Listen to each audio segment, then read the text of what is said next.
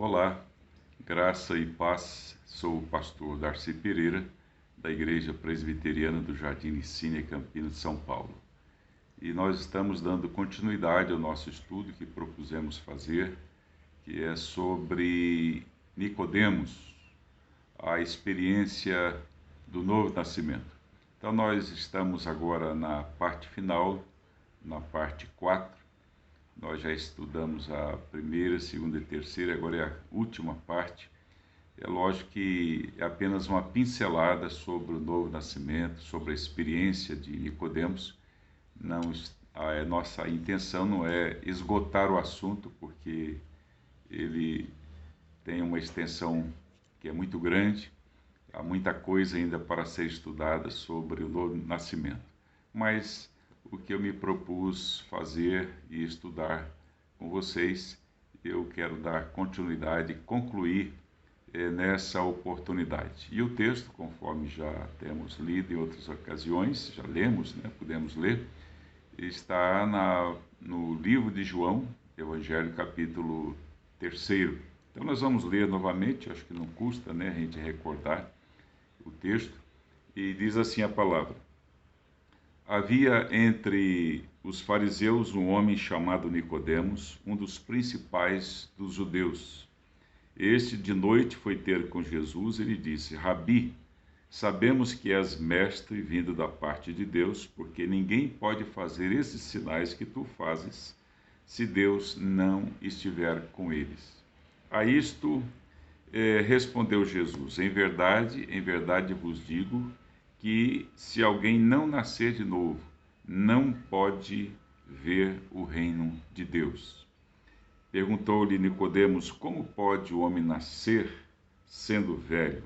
Pode porventura voltar ao ventre materno e nascer segunda vez? Respondeu-lhe Jesus: em verdade te digo, quem não nascer da água e do Espírito não pode entrar no reino de Deus. O que é nascido da carne é carne, e o que é nascido do Espírito é Espírito. Não te admires de eu te dizer, necessário vos é nascer de novo. O vento sopra onde quer, ouves a sua voz, mas não sabes de onde vem, nem para onde vai. Assim é todo o que é nascido do Espírito. Então lhe perguntou Nicodemos: como pode suceder isto? Então Jesus acudiu dizendo o seguinte: tu és mestre em Israel e não compreendes estas coisas? Em verdade te digo, que nós dizemos o que sabemos e testificamos o que temos visto. Contudo, não aceitais o nosso testemunho. Se tratando de coisas terrenas não me credes, como crereis se vos falar de coisas celestiais ou das celestiais? Ora, ninguém subiu ao céu, senão aquele que de lá desceu, a saber, o Filho do Homem, que está no céu. E do modo por que Moisés levantou a serpente no deserto, assim importa que o Filho de Deus, ou o Filho do Homem, seja levantado, para que todo que nele crê tenha a vida eterna. Depois Jesus continua dizendo o seguinte: porque Deus amou o mundo de tal maneira que deu seu Filho unigênito, para que todo que nele crê não pereça, mas tenha a vida eterna. Então vamos ler só até aqui. Depois, se necessário, a gente fará comentário também sobre as demais situações. Muito bem. Então nós estudamos nas partes anteriores, 1, 2 e 3, sobre os assuntos sobre os quais eu quero fazer uma reconsideração. Nós retornaremos aos assuntos para tratarmos pormenorizadamente. Na primeira parte, então, nós vimos sobre a chegada de Nicodemos até Jesus. Nicodemos foi ter com Jesus de noite, isso em função de ele ser um fariseu, ser membro do Sinédrio, que era Sinédrio, a suprema corte da religião judaica, do povo judaico. É ali que se resolvem todas as questões religiosas, morais, éticas e assim por diante. E então Nicodemos, nesse encontro com Jesus, ele abriu o seu coração, certamente, porque nós não imaginamos, né, como que foi essa conversa com Jesus e Nicodemos, mas vemos o resultado, que foi a transformação de Nicodemos, e isso nós vamos mostrar depois nos capítulos 7 e 19, quando ali os textos, João fala da experiência de Nicodemos com uma nova situação que envolveu a pessoa de Jesus Cristo. Muito bem. Nesse primeiro encontro, Jesus deu um nó teológico na cabeça de Nicodemos. Por que que eu digo que Jesus deu um nó teológico na cabeça de Nicodemos? Nicodemos chegou ali certamente com a Torá debaixo do braço, ou seja, os 5 livros do Pentateuco, 5 livros da Bíblia, os 5 livros iniciais, que é Gênesis, Êxodo, Levítico, Números e Deuteronômio. São os 5 primeiros livros que faziam parte da Torá seguida pelos judeus. E certamente, se ele não levou a Torá debaixo do braço, ele levou na mente, no coração, porque o fariseu que se prezava, ele precisava ter na mente, ou seja, decorado, todos os 613 mandamentos contidos na Torá. Então, dessa forma, ele se aproximou de Jesus e Jesus o surpreendeu, porque quando ele disse: Senhor, sabemos que és mestre vindo da parte de Deus, porque ninguém pode fazer os milagres se tu fazes, se Deus não estiver com ele. Então Jesus, de cara, de imediato, Jesus diz para Nicodemos: olha, necessário te é nascer de novo. Aquilo pegou o Nicodemos de surpresa, porque Nicodemos, na condição de fariseu, e se nós observarmos, os fariseus, eles tinham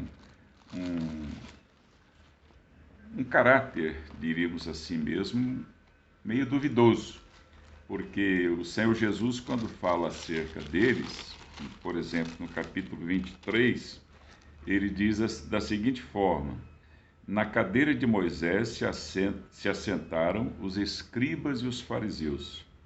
Fazei e guardai, pois, tudo quanto eles vos disserem, porém não os imiteis nas suas obras, porque dizem e não fazem. Então aí já entra uma problemática, né? Um problema muito sério. Dizem e não fazem.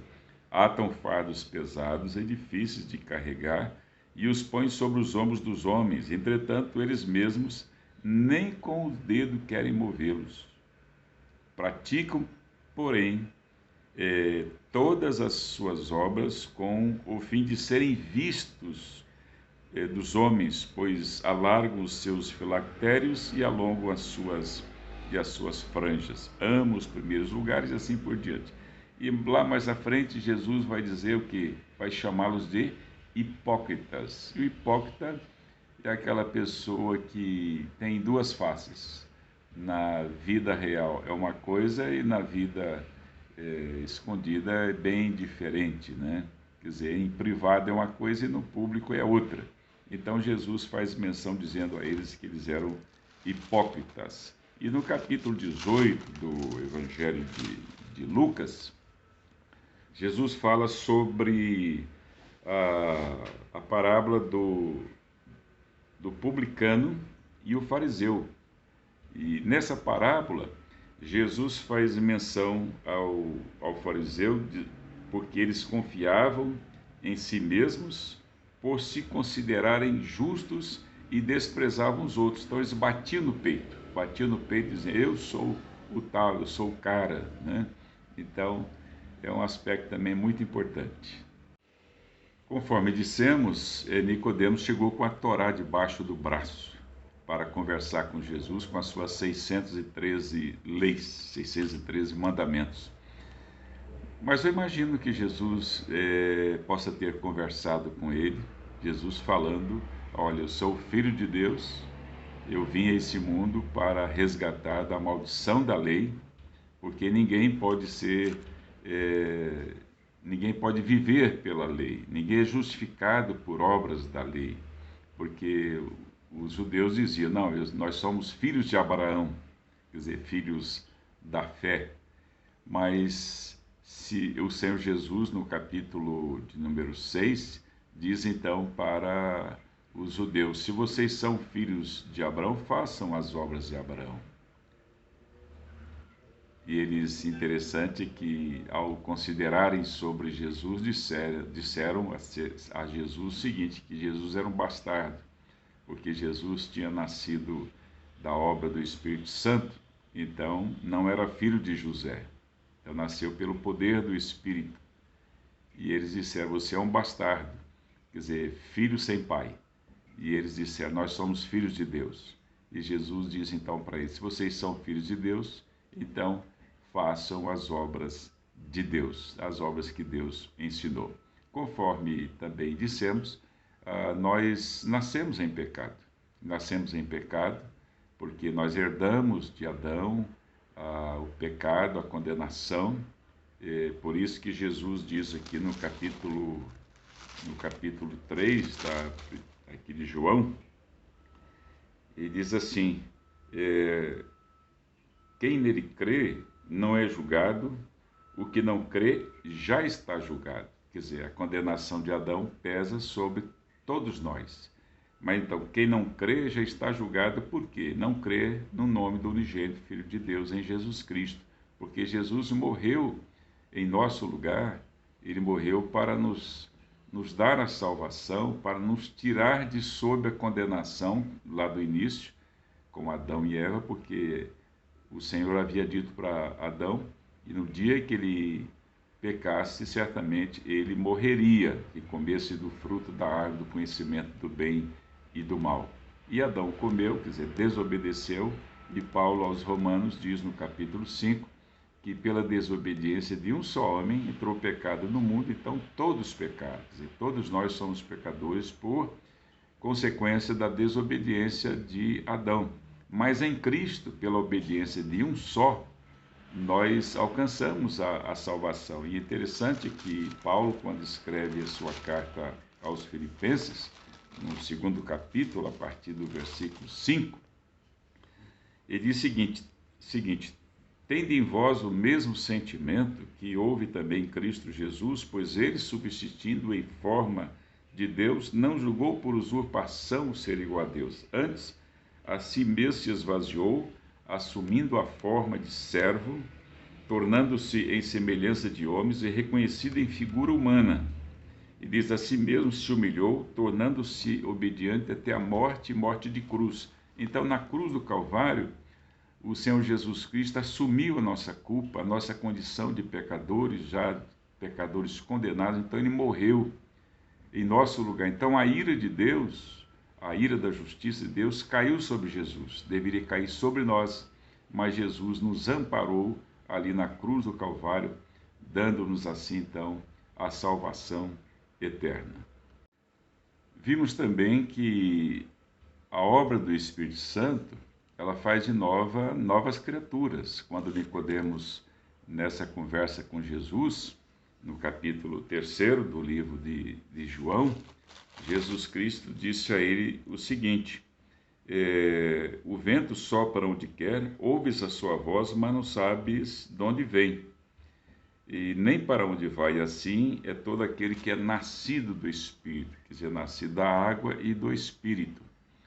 Então vejam que o Espírito Santo ele veio aqui para nos convencer, conforme João fala sobre isso, né? As palavras do Senhor Jesus, João capítulo 16, diz assim, mas eu vou, Jesus dizendo, mas eu vos digo, melhor dizendo, eu vos digo a verdade, convém-vos que eu vá, porque se eu não for, o Consolador não virá. Depois diz, quando ele vier, quer dizer, o Espírito Santo, convencerá o mundo do pecado, da justiça e do juízo. Então diz assim, do pecado, porque não creem em mim. Então, se nós não crermos em Jesus, e diz a palavra lá em Atos dos Apóstolos, a palavra do apóstolo Pedro, nem outro nome é dado sobre a terra pelo qual importa que sejamos salvos. Então a salvação é só através de Jesus. Ele disse: eu sou o caminho, a verdade e a vida, e ninguém vê o Pai senão por mim. Então não há outro através do qual nós possamos ser salvos, somente através de Jesus. E ele diz: e do juízo, porque o príncipe desse mundo já está julgado. Quem é o príncipe desse mundo? É Satanás, já está condenado. E ele está condenado, e lógico, é interessante que diz lá em Mateus, no capítulo 24, diz lá que o inferno foi criado aqui para o diabo e seus anjos, porque ele foi condenado ao inferno.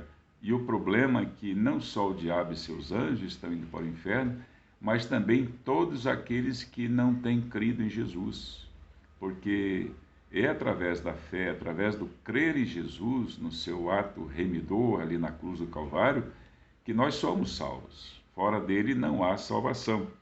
E diz assim também, e do juízo, porque o príncipe desse mundo já está julgado. Então, seremos convencidos, e interessante aqui que a palavra convencer é tirar a máscara. Nós somos convencidos do pecado, da justiça e do juízo. Então, a justiça é porque Deus aplicou sua justiça em Cristo. Então, nós não temos justiça própria. Conforme diz o profeta, a nossa justiça não passa de trapos de imundícia. Então, nós não temos justiça própria. Jesus é a nossa justiça. Por isso, somos justificados pelo sangue do Cordeiro, porque Jesus morreu pelos nossos pecados, mas ressuscitou para a nossa justificação. Então, esses pontos são muito importantes, e devemos entender também o seguinte: não sei se você conhece aquela música Gabriela, interessante aquela música, que diz assim: eu nasci assim, vou morrer assim. Em suma, né? Eu nasci assim, vou morrer assim. Tem muitas pessoas que têm a síndrome de Gabriela, porque acham que nasceram numa igreja tal e devem morrer naquela igreja. O fato é, se a pessoa não nascer de novo, não crer em Jesus Cristo, ela pode nascer em qualquer que seja a igreja. Ela morrerá nos seus pecados, porque só Jesus pode justificar-nos para a redenção eterna. Então não adianta você dizer: eu nasci nessa igreja, vou morrer nessa igreja. Não. Você tem que nascer em Cristo, nascer de novo, porque você estava morto em seus delitos e pecados. Em Jesus Cristo é que nós temos vida. Nessa parte 4 e final, nós trataremos sobre as evidências do novo nascimento. Conforme dissemos lá no início, Nicodemos passou pela experiência do novo nascimento em Jesus Cristo, quando ele creu, e isso lhe foi imputado por justiça, quando ele creu em Jesus Cristo, porque a justiça de Deus se aplicou em Cristo Jesus a nosso favor. Então nós entendemos o seguinte, que no primeiro momento, quando ali no capítulo 3, Nicodemos teve o desejo de Cristo. Ele foi até Jesus, ele queria saber mais de Jesus, então ele teve desejo de Cristo. Se você quer a salvação, você precisa desejar Cristo. Não há outra forma de você ter esse encontro com ele, senão desejá-lo. Assim como diz Pedro, né, na sua primeira epístola, nós devemos desejar ardentemente, como crianças recém-nascidas, o genuíno leite espiritual, para que por ele nos seja dado o crescimento para a salvação. Então nós devemos desejar Jesus, que ele é a palavra que se fez carne e habitou entre nós. Ele é o verbo de Deus que habitou entre nós. Então nós devemos desejar a Jesus. E também vemos que depois no capítulo 7 de João, Nicodemos, ele defendeu a Jesus. Quando estavam reunidos ali, estava reunido o Sinédrio, os fariseus estavam reunidos, e os sacerdotes haviam enviado algumas pessoas até Jesus para prendê-lo. Interessante que quando eles voltaram, disseram, ninguém falou como tal homem. Quer dizer, a maneira de falar de Jesus, as suas verdades, trouxeram muitos questionamentos aos corações dos fariseus, e eles não levaram Jesus até o Sinédrio, preso, como era desejo ali dos sacerdotes e sumos sacerdotes. Então nós percebemos que naquele momento, quando eles se levantaram contra Jesus, então a voz de Nicodemos se fez ouvir. Falou assim, mas não se julga alguém sem antes ouvi-lo. Quer dizer, Nicodemos corajosamente ele defendeu a Jesus. Então esse é um outro aspecto. E o terceiro aspecto está no capítulo 19, isto como prova da evidência do novo nascimento de Nicodemos. É que Nicodemos ele se dedicou a Jesus. Quando da morte de Jesus, no capítulo 19, nós vemos ali que Nicodemos, junto com José, eles foram ali a Pilatos e pediram o corpo de Jesus. Pediram o corpo de Jesus para embalsamá-lo, para sepultarem o corpo de Jesus. E Nicodemos levou ali o perfume para embalsamamento. Era muito comum isso na época.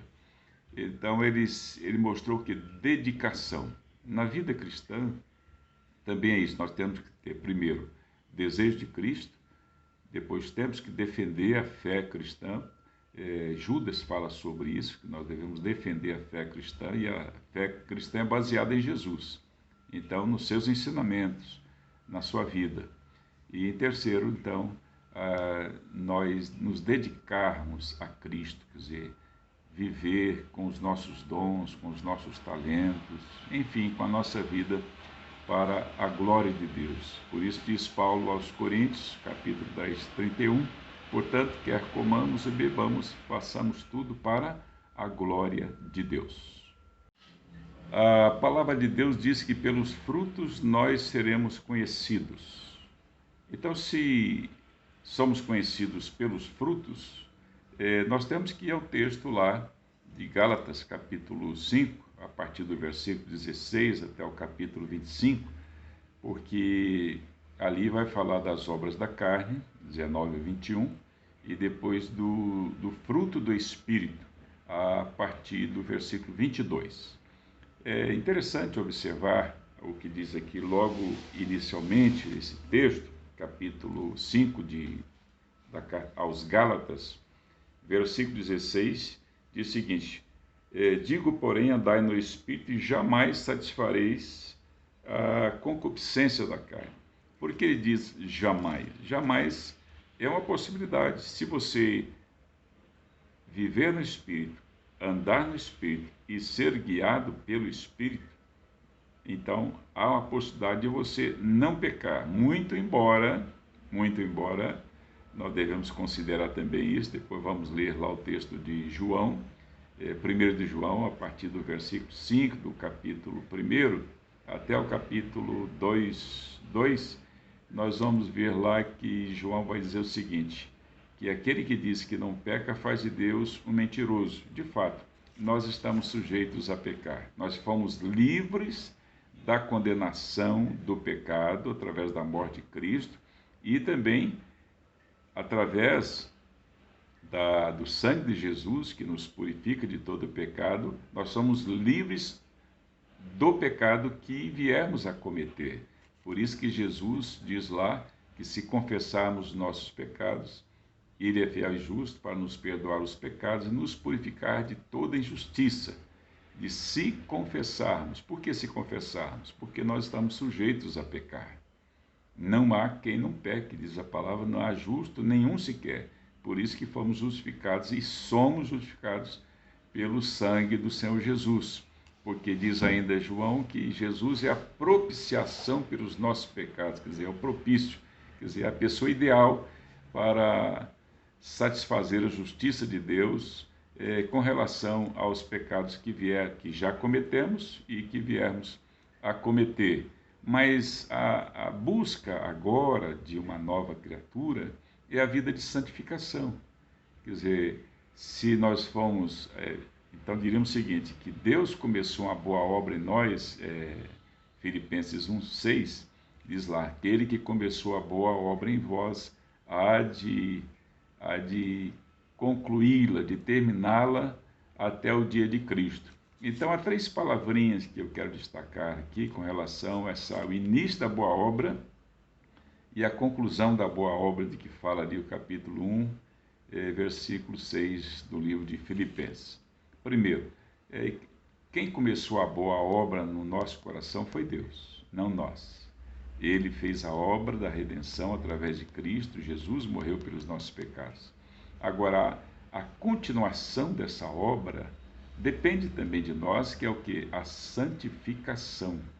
Então, quando nós obedecemos a palavra, que pela desobediência nós viemos a pecar, pela obediência nós nos santificamos e glorificamos a Deus. Então, a conclusão é a glorificação, ou seja, a volta de Jesus. Quando Jesus voltar, então nós iremos com Ele, porque Ele nos levará para a glória celestial. Então, nós vemos que a obra foi iniciada com a redenção, continua com a santificação e ela terminará com a glorificação. Vejam que no texto que fizemos menção anteriormente, Gálatas capítulo 5, diz o seguinte, porque a carne milita contra o espírito e o espírito contra a carne, para que não faz o que porventura seja do vosso querer. Nós nascemos com a natureza carnal, terrena, pecaminosa, e quando nós aceitamos a Jesus, nós não perdemos essa natureza. Nós recebemos sim a natureza espiritual, isto é, o Espírito Santo de Deus vem habitar em nosso coração. Então, por isso, o apóstolo Paulo diz que existe uma luta muito grande entre a carne, natureza terrena, pecaminosa, e o Espírito, natureza divina, o Espírito Santo de Deus que veio morar em nossos corações a partir do momento que nós cremos. Paulo fala isso em Efésios, no capítulo 1, nos versículos 12 e 13, e diz assim, depois que ouviste o evangelho da vossa salvação, tendo nele também crido, foste selados com o Espírito Santo da promessa, e ele é o penhor, quer dizer, a garantia de que quando Jesus retornar, nós subiremos com Jesus, porque o Espírito Santo está em nós, ele mora em nós. Inclusive, há 3 momentos, na nossa vida. Primeiro, foi Deus conosco, Emmanuel, depois Deus em nós, o Espírito Santo habitando em nosso coração, e o que nós aguardamos é nós com Deus. Quando nós subiremos, Jesus Cristo virá para nos levar para a eternidade. Então existe uma luta entre a carne e o Espírito. E é interessante que há uma nomeação aqui das obras da carne, que são conhecidas e são prostituição, impureza, lascívia, idolatria, feitiçarias, inimizades, porfias, ciúmes, iras, discórdias, dissensões, facções, invejas, bebedices, glutonarias e coisas semelhantes a essa, a respeito das quais vos declaro, como já outrora vos preveni, que não herdarão o reino de Deus os que tais coisas praticam.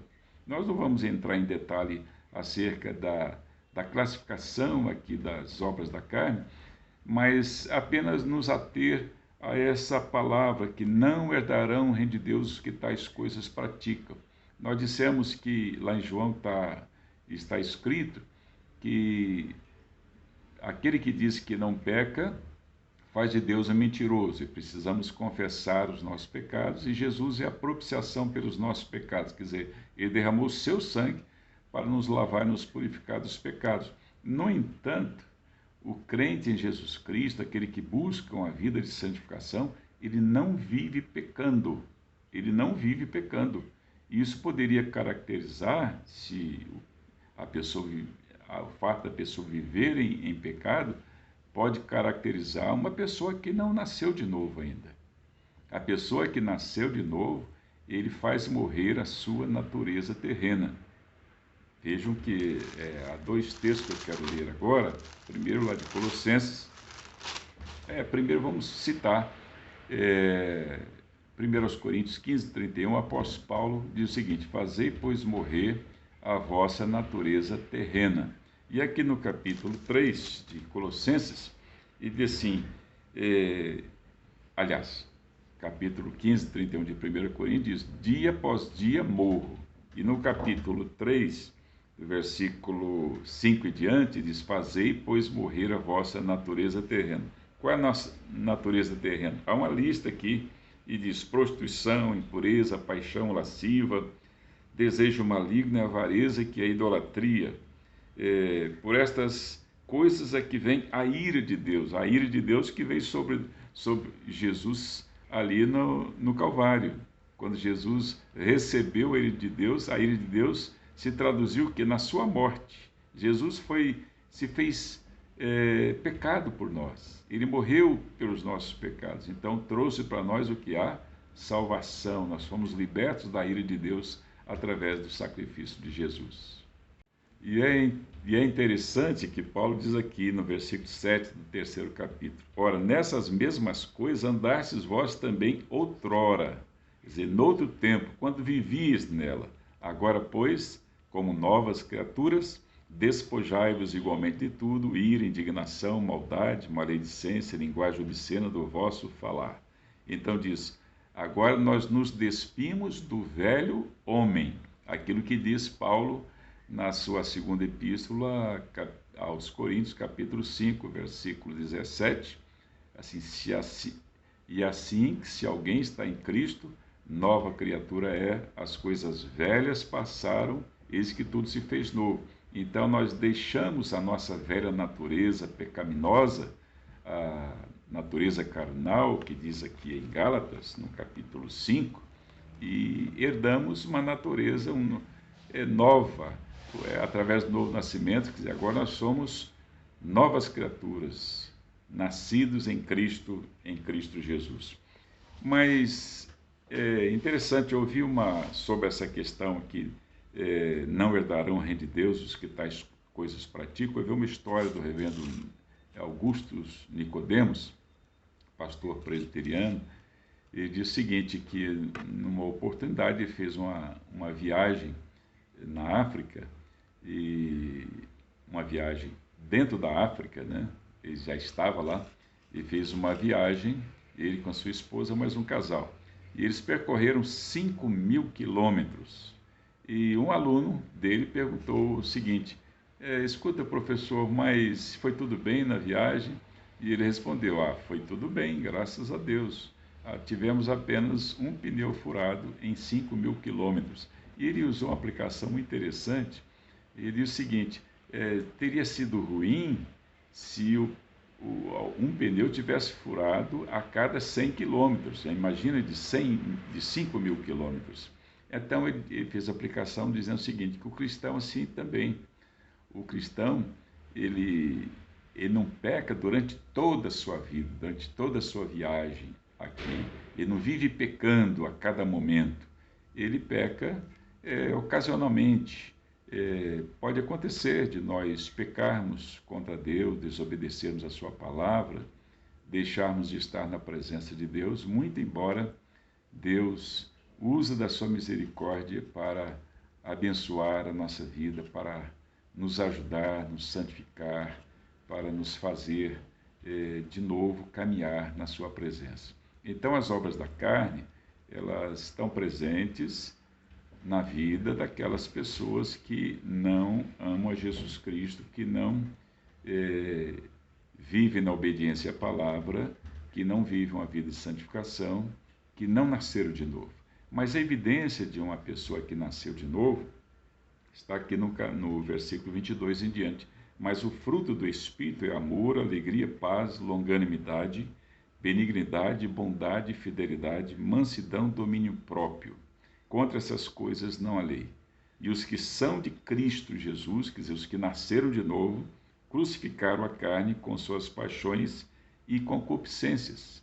Quer dizer, se você é de Cristo, se você nasceu de novo, então você crucifica as obras da carne, versículo 19 até o versículo 21, para não viver mais nelas, porque você agora é uma nova criatura. Você nasceu de novo em Cristo Jesus, você foi lavado e continua sendo lavado pelo sangue do Senhor Jesus.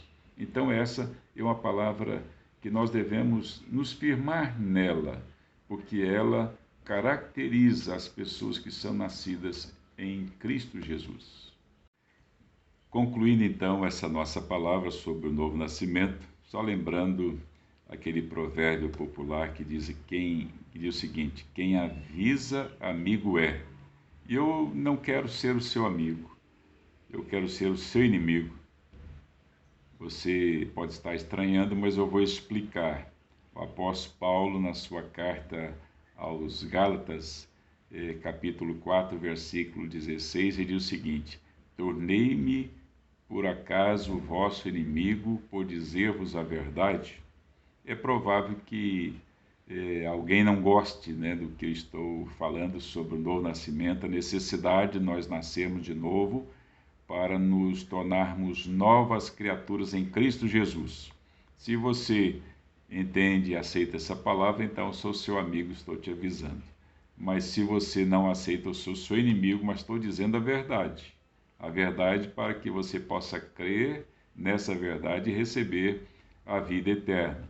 Então, que o Senhor te abençoe, que o Senhor te ajude, que o Senhor esteja com você e o Espírito Santo de Deus esteja na sua vida para convencer do pecado, da justiça e do juízo, para fazer de você uma nova criatura, uma pessoa nova em Cristo Jesus. Como aconteceu com Nicodemos, Jesus Cristo, naquela conversa que teve com ele, falou da necessidade dele nascer de novo para herdar o reino de Deus, para ver o reino de Deus e entrar nele.